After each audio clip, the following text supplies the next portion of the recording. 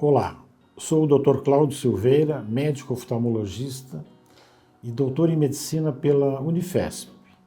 Trabalho com toxoplasmose desde a década de 70. O assunto de hoje são as diferentes cepas do toxoplasma. Mas afinal, o que são cepas de toxoplasma? Nada mais são do que diferentes tipos do mesmo parasita. O toxoplasma é um protozoário e ele se apresenta de formas diferentes.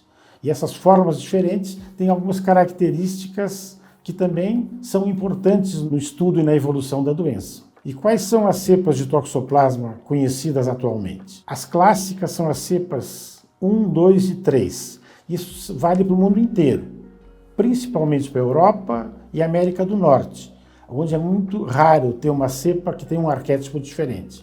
Mas se nós pensarmos em América do Sul e no sul do Brasil, o que nós temos? Cepas que têm uma estrutura completamente diferente das outras. Elas têm modificações na sua estrutura. E é importante que essas modificações não são só do ponto de vista, vamos dizer, anatômico delas. Elas têm modificações de comportamento dela. Uma delas é mais agressiva e a outra é menos agressiva. E na região do Alto Uruguai, qual é o tipo de toxoplasma mais frequente? Vamos falar primeiro dos tipos que existem, que é o tipo 1, que é uma toxoplasmose que causa doença ocular grave, o tipo 2, que também causa doença ocular não tão grave, e o tipo 3, que causa doença mais frequente nos animais. Mas no Alto Uruguai, a gente tem uma modificação, um toxoplasma mutante, vamos dizer, que tem um comportamento diferente. E é esse o mais frequente aqui nessa região. Essa cepa mais frequente no Alto Uruguai é denominada atípica. Quais são as diferenças das cepas de toxoplasma entre países e qual é o impacto na toxoplasmose ocular? Na Europa, por exemplo, se considerarmos a Itália, a Alemanha, Inglaterra, nós temos a cepa 1 e 2 predominantes. O mesmo ocorre na América do Norte, Estados Unidos e Canadá. Na América Latina, nós temos a cepa atípica predominante. Isso se deve a alguns fatores. Fatores de hábitos alimentares, hábitos de higiene, clima, tem várias variáveis que levaram a que isso fosse acontecer. E também, tendo muita toxoplasmose num lugar, você vai ter mais chance de que os toxoplasmas se recombinem e criem um novo tipo, que daí se chama atípica. O que acontece com um paciente que adquire a forma atípica da doença? Tem pacientes que têm a doença uma vez na vida e não voltam a ter a doença. E tem um outro tipo de paciente que tem a doença uma primeira vez e depois essa doença se repete periodicamente. Inclusive, o tratamento desses pacientes deve ser diferenciado. Eles devem ser tratados por tempo mais prolongado e às vezes até com remédios diferentes. O fato do paciente ter várias crises é que pode levar a uma consequência maior, porque ele pode não ficar cego na primeira, mas depois numa segunda ou numa terceira, ele pode perder a visão de forma definitiva. Por que nós temos tantas cepas atípicas no sul do Brasil? Primeiro nós temos que saber por que tem tanta toxoplasmose no sul do Brasil.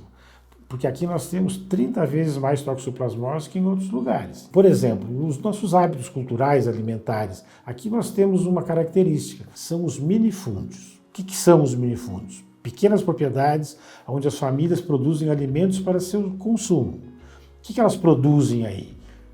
Eles têm carne. A fonte de carne é a carne de porco, pode ser carne de galinha e também tem a sua horta. Voltando ao porco, o porco é importante porque ele produz banha, carne e embutidos. E a preparação desse embutido tem uma característica especial, porque ela fornece uma oportunidade em que as pessoas consumam a carne crua.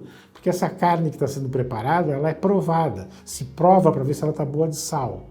E eventualmente até crianças que estão em volta provam essa carne. E a gente sabe que a carne crua é uma das formas de transmissão da doença. Em relação às galinhas, existem alguns aspectos importantes. Primeiro, a galinha é um bom marcador de contaminação do solo. Ela cisca tudo que é orgânico. Isso, você pode até avaliar a contaminação de toxoplasma no ambiente examinando a carne de galinha. E quando você vai consumir essa galinha, qual é o risco?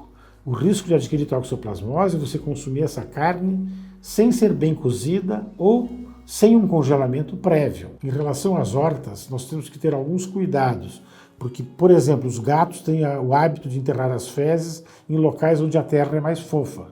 Daí, quando nós vamos consumir esses alimentos da horta, temos que lavar eles de forma adequada.